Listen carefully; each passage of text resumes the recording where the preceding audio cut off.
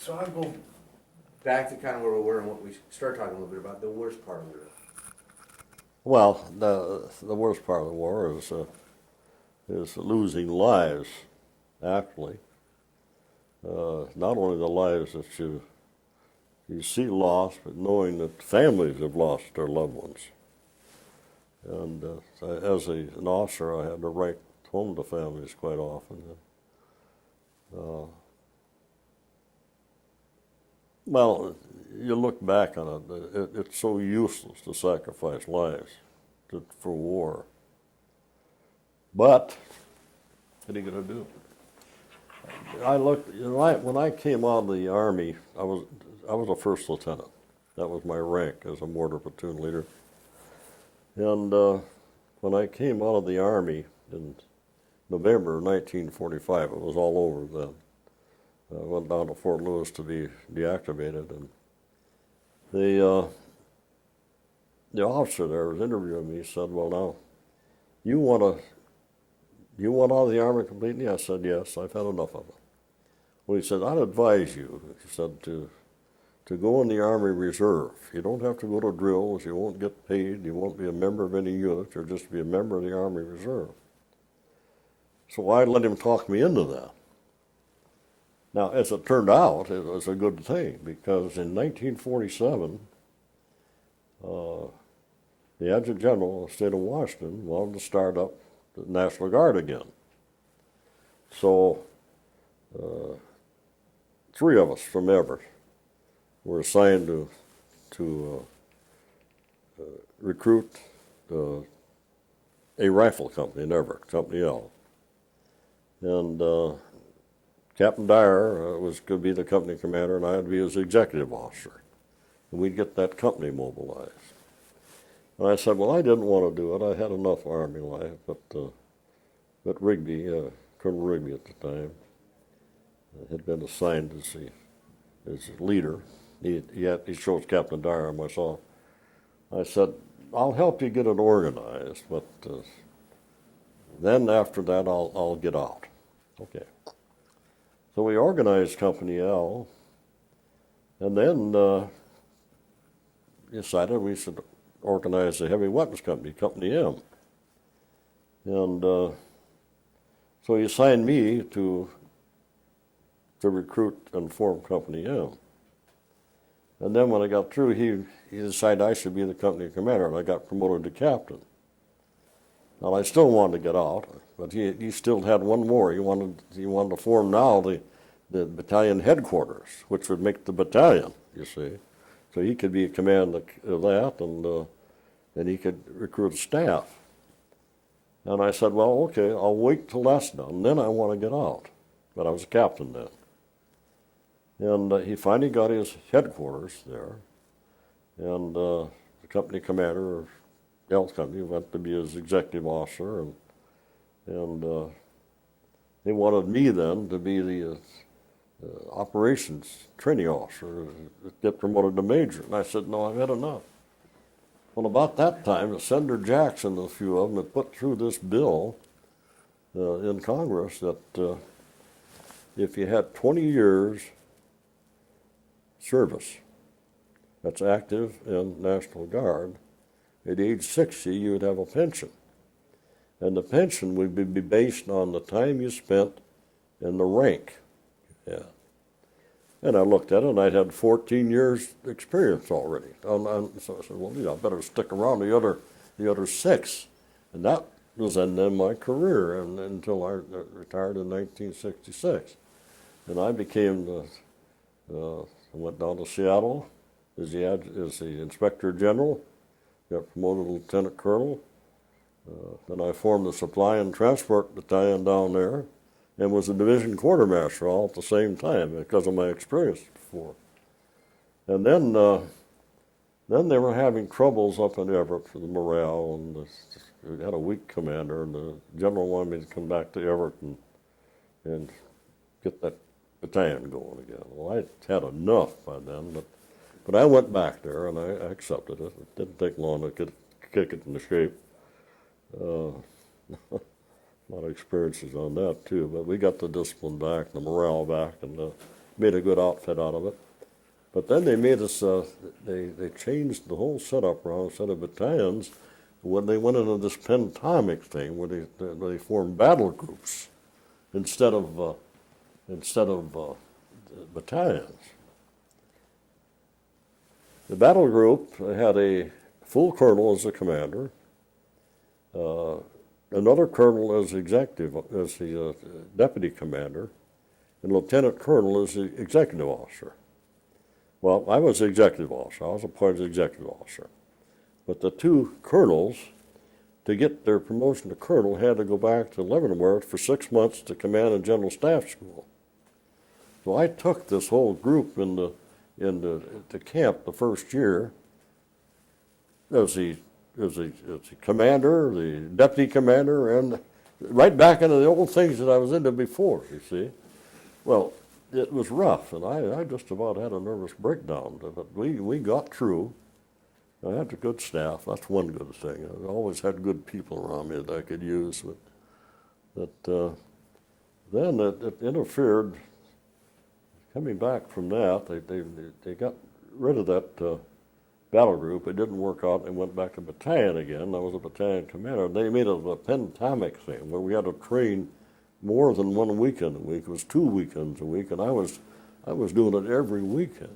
And at the same time, I had a change in ownership of my business, and I was a manager, but the owner had died, and I had to run it for a trust. And I had a challenge to make that thing pay, and I just couldn't do 2 jobs at once, so I resigned. And the commanding general says, "You can't do that." And I said, "Well, I'm doing it. I had 32 years service, and nobody could tell me what I can do." So I resigned in 1966. And I've been drawing that pension now for 27 years. That's good. So a lot of that, my military career after the war, wasn't planned. It just fell into things, you see. Now, I'm going to make an assumption here. Okay.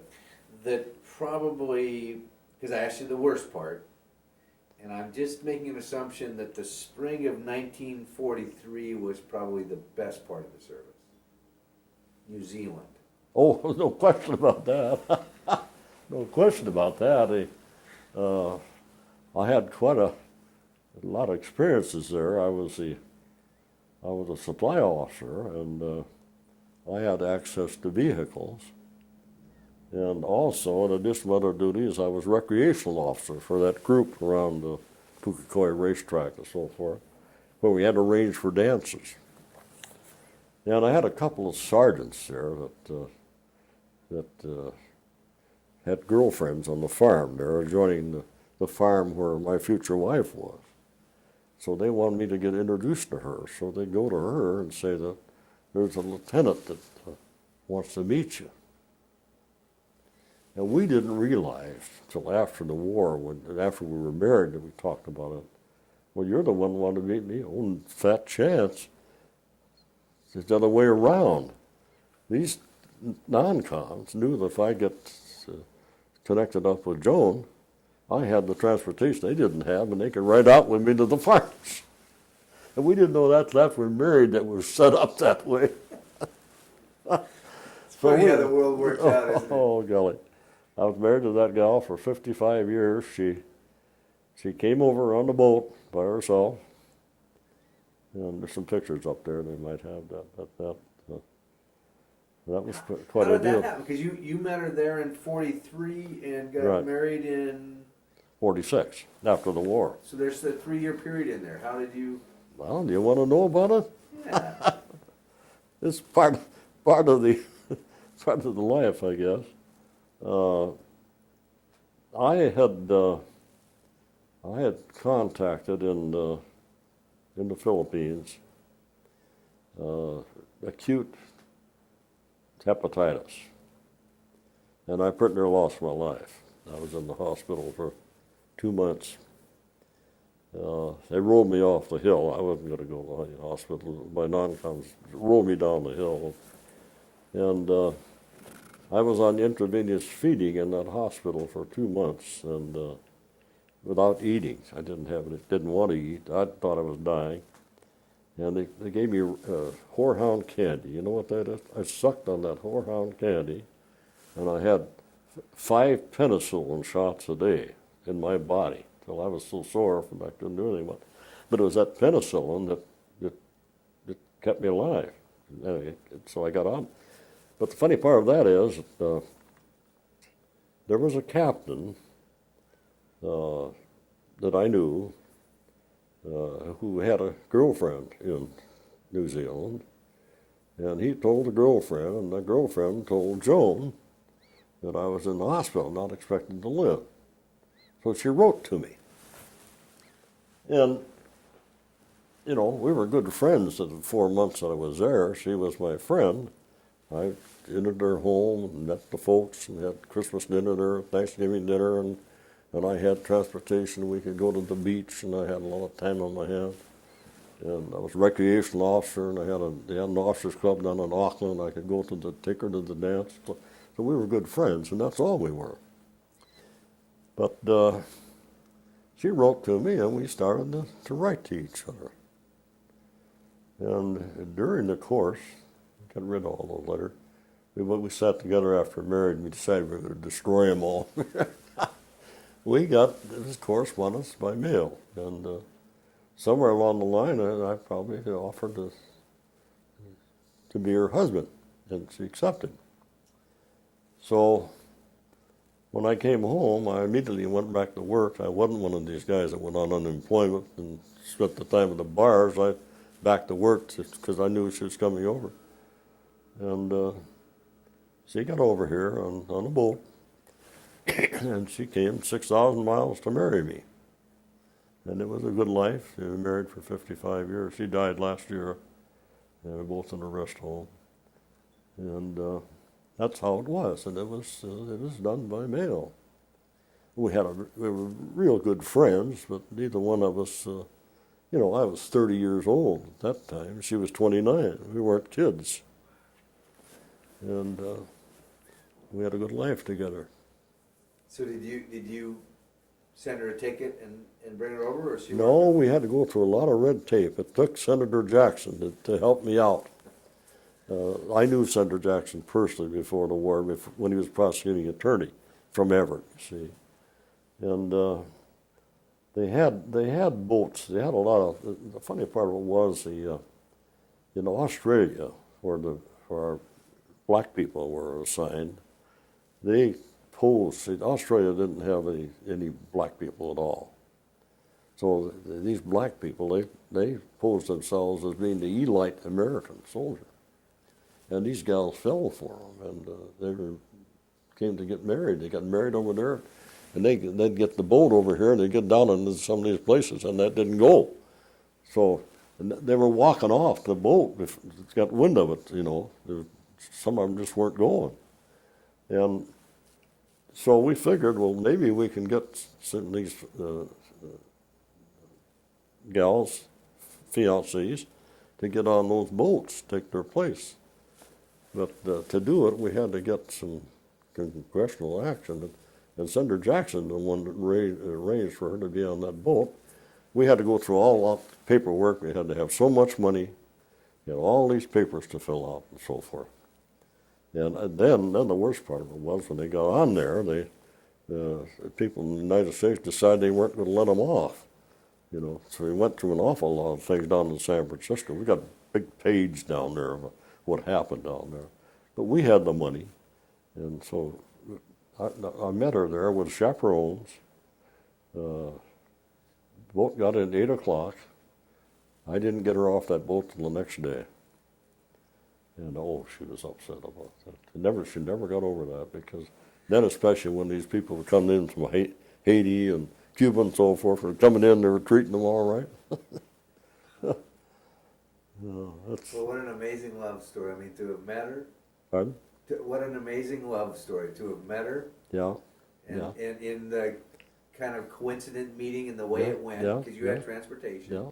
And then the friendship, and then to think then what that big journey. I mean, today, you know, people think of flying anywhere. And that's right. But not in those days. But that was this young lady getting on a ship, coming over, I assume, without any of her family. No, just herself. And of course, I realized what she was doing, and that probably made me a better husband, more responsible husband. I'm sure that it did. I could never let her down in any way to do all that. But, we went back there in 1953. I had 3 kids. One was 4, one was 7, and one was 10.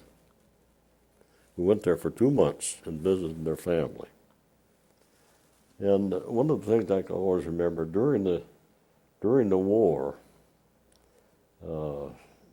we could get a steak and eggs, 16-ounce steak with 2 eggs on top of it for 2 and 6. That's 2 pence and 6 shillings, which amounted to about 32 cents. We called it steak and eggs. We went back in 1953, and that was up to $3.95. We went back again, and we visited New Zealand three times after we married, and her sisters and brothers came over to visit us too. All kinds. We were kind of a halfway house for a lot of these people in New Zealand coming in. Now my daughter and her husband have been over there, visited relatives. My grandson has been over there, and my granddaughter has been over there with her husband. So they've kept these relatives together. As a matter of fact, I had a call from my sister-in-law just 2 days ago. She's 89 years old, sharp as a tack, smokes. Yeah. So that is the interesting part of my whole military career is this international thing. And my wife is a very beautiful woman. As a matter of fact, she was the cream of New Zealand as far as I'm concerned. And I'll show you the picture up there when we were married. But that whole war did so much to me to make a different person out of me. And there's a little romance in that. You know, down in San Francisco, they had a whole page of what happened there. A picture of me and her hugging each other and so forth. We got that in some of our archives. But the grandchildren, they just get, my granddaughter especially, oh, my, she says, what a romantic thing that was. I didn't look at it that way. Earlier I said, and you corrected me, because out of context, when we were up in your room, I said, you're famous. And the reason I said that, not because of a war hero, but because in this project, and here's another one of those coincidences, which you haven't seen yet, the tape that we've finished already, called When We Were Kids, We Went to War. Yeah, I'd like to see that sometime. You're going to get a copy of it, because we're going to give you a copy of all this. It's going to probably about next week. Oh, we good. forgot to bring it today, but we usually mail it all. Yeah. The label on the tape, and it goes in a large box. It's a teacher's kit. 2 years ago, we selected a picture at random. My editor, my graphic artist, and we've kind of softened it up a little bit, and we use it as an image for the whole show. Your friend Bob Linden walked by one day, and I said, "Oh, Bob, you don't remember me? I interviewed you. I want to show you this." And he looked at the picture and he said, "Oh, well, you know what picture that is?" Well, I didn't know what picture it was. The picture's The Dirty Dozen. Yeah, no. And I have that picture, and I have all the names on the back. If you'd like to take. and Adolph's going to be taking pictures of it. He's probably taking pictures. Yeah. Of it. Tell me about this picture. All right. This is the day after the counterattack of San Manuel. And the original officer number when we were activated and up to strength was about 113 officers. This 12 here are the only ones left, the original officers. And Bob Dyer should have been in there. I told you about that. But he was wounded in that attack. A minor wound, but he had to go to the hospital. So there should have been one more officer there. Those are the officers that were left. He's dead. He's dead. He's dead, that I know of. And he's dead. And this is Wheeler right over here. who I want to get in contact with. He's a nice fellow. So that was just a coincidence. This was taken by a 25th Division photographer, and it was Colonel Dalton, who was a general then, decided that he'd like to get a picture of that. So he got us together there. This was the next morning after that attack. That's a Japanese tank we're on. Now this fellow here, there's actually 13 people. There's a little guy up here that's carrying the guidon. See him right down there? He's a master sergeant. He's a master sergeant. So you hit him in the back. I got his name in there too. Well, he's holding the guidon. But we never thought much about this picture. We all knew each other. We were all friends. I didn't like that son of a bitch, but we were friends anyway. Did I say that on? Yeah, we still on? Yeah. Well, we don't see which one you're pointing to, so. Have to retract that. So you remember this being taken? Oh, absolutely. Oh, yes. We never thought it. We never put anything to it. Remember the picture, but it wasn't until it came out on the Saga magazine that somebody sent us a copy. Now, as far as being famous, I never did anything in my military career that I thought was being heroic or anything else. I just did my job to the best of my ability. And if it was good, good. But never for any recognition. This was just my job to do. And I kind of resent these people that figure they're heroes. There are no such thing as heroes. That's one gentleman from Iwo that we talked to, a Marine, said the only heroes were Dead ones. Yeah, that have the white crosses. That's right. That's exactly right. The rest of us were just doing our job to the best of our ability. And what I want to be remembered for, actually, is that I did the best I could to do my job properly, with integrity, and respect for the enlisted man, which I was for a long time. And I think I earned that. You don't command it, you earn it. I could give you an illustration. This was on New Georgia, when I had to send a section. The F Company was going to make a counterattack on the hills adjoining San Manuel to secure that high ground, and they figured they wanted some heavy mortar fire to back them up. So I'd sent one of my sergeants and a radio operator with him, and also a string and wire up there too, for we wanted to wire a radio both. And it was dark at night when I decided I better get up there. First I had to step off the distance of where they were going to attack from so we could give an accurate mortar fire there. So I had to find out just where the range, the distance from our two mortars to where the company was taken off, so we could make sure we got the effective fire in front of them. So I had to do that. One of my sergeants said he'd do it. I said, no, you've had enough to do just today. I'll just do it myself. So I started out at dark. I just followed the wires up there by myself, you know. It's kind of an eerie feeling. I got to thinking at the time, gee, I hope I don't get into Jap wires or somewhere. But I got up there and stepped it off, and everything was fine. And I came back, and what had happened? Platoon sergeant says, Lieutenant Hoagland, come over here. They dug a foxhole for me. They even had an old pillow in it. I'd always dug my foxhole before, but they dug that for me. I never had to dig another foxhole after that. And I say that now because you don't tell your men to dig a foxhole for you. They have to want to do it. They wouldn't let me dig it from then on.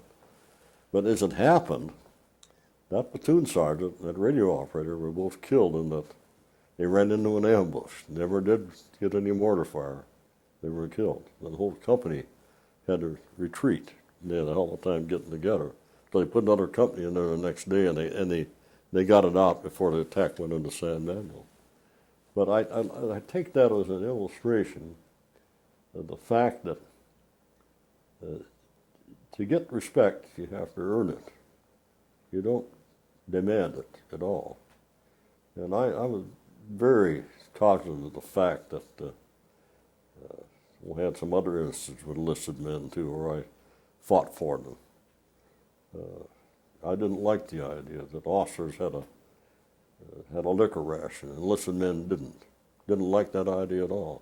And here I was, in addition to other duties when we were not in combat, was a liquor officer for the battalion. And believe it or not, I'd collect the money, and 5 companies, about 5 officers, probably around 25 officers, could get a liquor ration each month. They got a bottle of rum, they got a bottle of bourbon, they got a bottle of brandy they buy. So I'd have to buy it, get their money first, and take it back to them. With one company, they had 5 officers in there. There was only 1 officer that ordered his liquor ration, which meant that there was 4 that I could buy for. So I sold it to my enlisted men at cost. And I said, now here's what you have to do. Just be quiet about this. Don't overdo it, and I can buy it for you as long as they don't buy it. Well, finally, they're being right next door to the company weren't. These non-coms, where are you getting that? You see, and it finally got out. So these officers started buying it then, you see. But that was a well-controlled thing. There was no monkey business at all. It was well regulated. You could buy a ration each month. Well, we weren't in combat, you see. And but I had my non-coms. I furnished in liquor, so I got to be quite a nice fellow to my non-coms, you see. It's interesting because I never thought about it till you just talked about that. But the idea of money, you talked about people buying things. Yeah. So, if you were in combat, did you have money in your pocket? No, never. So we had a period of 6 months where we never drew any pay. No place to spend it. They'd gamble, and they'd gamble jawbones and pay on payday. You see, so we had no use for money. One of the things I can remember in New Zealand that upset some New Zealanders, and we didn't realize what it was all about until finally woke up. New Zealand was on the pound system, and a pound was worth about $2.80. So when we were paid in 5-pound notes, and we figured that's $5, but it was 5 times $2.80, you see. So we were throwing those 5-pound notes around like they were $5 till we got used to it. And these New Zealanders, these damn rich Americans throwing their money around like that. Well, it wasn't because we didn't know any better. We hadn't had any money for a while. They had a fundraising in the town of Anahuero, and they'd auctioned off a pig. Well, probably to impress Joe, and I bid on the pig, and I won it. Now, what the hell was I going to do with a pig? So I donated it back so they could auction it off again. But I think I bought it for 10 pounds. Well, that was $28 or something. You see, it was a lot of money. Didn't bother me. I had all kinds of money. I couldn't spend it anyway. But I look back at that, they must have thought we were, these Yanks with all their money and so forth. Now, earlier you said one thing about one of your duties was having to write letters home to. Yeah, that was when I was a platoon commander. Another thing we had to do, the company commander was responsible for that, but he'd have his lieutenants do it. And that was a pretty difficult job. After all, I wasn't experienced in that sort of thing, but what you had to do was just put yourself in that position. Of course, you always made this fellow a lot braver than he was, This isn't human nature. You want to make the family feel good. But you got to be careful about that, too. Excuse me. Did you usually know the people, or were there so many people that it was a name and a parent and? we didn't know the parents at all. We But I just mean, did you know the soldier? Was knew it somebody? had to be the only time I would write with somebody is the parents of somebody was in my platoon. So I knew what I was saying. We had another silly incident that I probably should bring to your attention.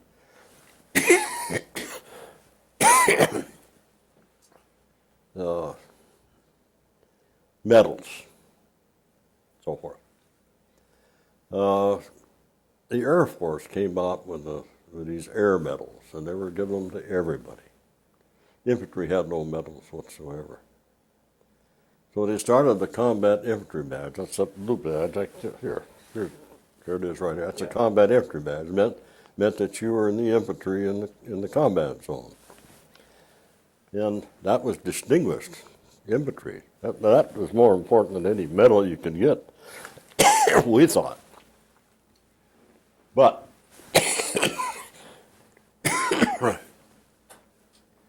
the powers that be in Washington, D.C. figured that the infantry weren't getting enough medals. So they decided they were going to get more medals for the infantry. So they put, this is the truth, they put quotas on. As a platoon leader, I had to find, during the combat period, each week to find somebody that was worthy of a medal. Well, you know what that cost, don't you? This is the true story. My platoon sergeant came to me and he says, Lieutenant Hoagland, if you write me up for a Silver Star, I'll write you up for Silver Star. And he got transferred awful quick. But then my company commander says, Hoagland, you're not bringing any, and I said, look, I haven't found anybody that's done anything to award a medal to. I'm not going to make it up. You were supposed to do that, but I refused to do it, actually. But there was a lot of that going on because infantrymen didn't have the medals that the Air Corps did. Isn't that silly? You think of all those medals they put on every time you open up a sea ration or something and cut your finger with. They wanted silver. They wanted the Purple Heart for it. A medal has never meant much to me, and they still don't. I like this one. I like that one because it distinguished me as being a combat infantryman. And you earned that. I earned that. That's like respect. Yeah. You don't command respect. You don't tell somebody to give you respect. That you had to. People look at that and say, oh, you were in the infantry in combat. It distinguishes you, just like an air medal does to the pilots and so forth. You see. So medals, I never was much of a medal man. We had an incident. Am I going on too much here? You're fine. We had an incident when we were in New Georgia after the combat. I think it was New Georgia. It might have been the Philippines. No, it was in New Georgia. Where we weren't in combat, we were in training from 7 o'clock in the morning until 5 o'clock Monday through Saturday, and we're supposed to have Sunday off. So what happened, our regiment was bivouacked about 3 miles from division headquarters. And this combat infantryman badge came out. And the only ones who were awarded are those that are served in the combat zone. So what happened? All these colonels from the War Department were flown into the division headquarters and put on paper as belonging to the regiment for a day. And we had to come over there in our khaki uniforms and our ribbons and everything on a Sunday, our time, 3 miles over, 3 miles back, and then pass and review to these people. Well, that didn't fit very good. So I don't know how it got started, but I know I was all for it and helped with it. We decided to heck with that noise. So the next week it come up, we refused to put on any medals, any ribbons, or anything. We get over there, and the commanding general just about ready to go ape, you know. But we didn't pass in review that day. And that was the last time that they ever did that. We just couldn't stomach taking our time, get dressed up in our khaki uniform, wear our ribbon and so forth, march 3 miles over, 3 miles back for those, I got to be careful of what I call them, for these War Department colonels that flew out, military transportation, get assigned on paper to the regiment for 1 day to qualify them for that. So that was the end of that. It picked up through the whole regiment. We were known as Mavericks from then on. We had a lot of that went on, you know. Everybody went medal crazy. I suppose it's good for morale. I don't know. When it means something, but like you said, if it gets to the point where it's just a joke, then Yeah. you know. One last question. There's going to be your grandchildren or great-grandchildren, people that you and I'll never meet, that'll see this tape, and they'll read the history books, and they'll know there was World War II, and they can read the names and dates and places. Is there something that the history books have left out, a message that should be left with? Well, that's a hard one to answer, quite frankly. We're living in a different time than when I was a child. We didn't have all the influence of television, and didn't have all the dope and all the stuff that goes on. So it's hard for me to answer that. The only message I would give to my grandchildren, which I've already given, is just live your life properly, believe in God, believe in your country, and be honest about things. I don't know if I have any really message about my experience in World War II that would mean anything to the young people today.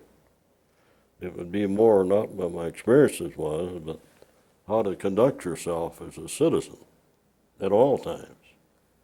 Don't smoke. It's going to kill you sooner or later. They don't pay attention to it anyway. Don't get into drugs. All you got to do is kill yourself and make somebody unhappy. I don't think, well, I can't I can't be sure about anything, but I don't think anything I could say to another generation would really mean something to them, except to be as nice a person as you can be and to be nice to everybody else. I don't think you learn any lessons from war, in my opinion. So that's a hard question to answer, quite frankly. My grandchildren, we happen to be on all good grace with all of them. They visit me all the time. They take me places, and they respect me. And that's why I'm so glad that I did write that history for my daughter. She's making these books for each one of them for Christmas of my life in the military. And all I've got in there is what I actually saw, what I actually did, not what somebody else did, and what I thought about things, not what somebody else thought about things.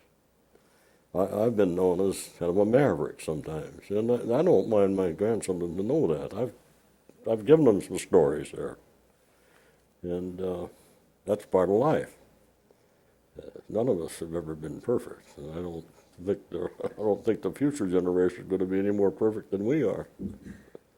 Well, it's been interesting. I have never been interviewed like this before. I'm kind of curious how it's going to come out, because I've done an awful lot of rambling.